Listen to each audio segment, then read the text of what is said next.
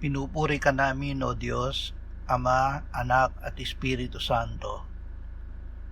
Salamat, Ama, na ibinigay mo sa amin si Jesus na iyong anak na namatay para sa aming kasalanan, iyong muling binuhay, iniakyat at iniluklok sa iyong kanan sa langit.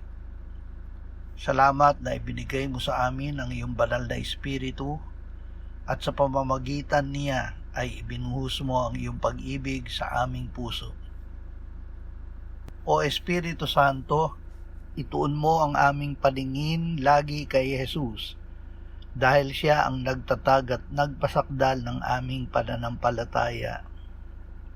Ama, inilagay mo sa harap ni Jesus ang kagalakan, kaya't tiniis niya ang krus, hindi inalintana ang kahihiyan, at ngayon siya ay nakaupo sa kanan ng iyong trono. Isa sa isip naming lagi si Jesus, upang kami ay hindi manghina o manlupaypay. Amen.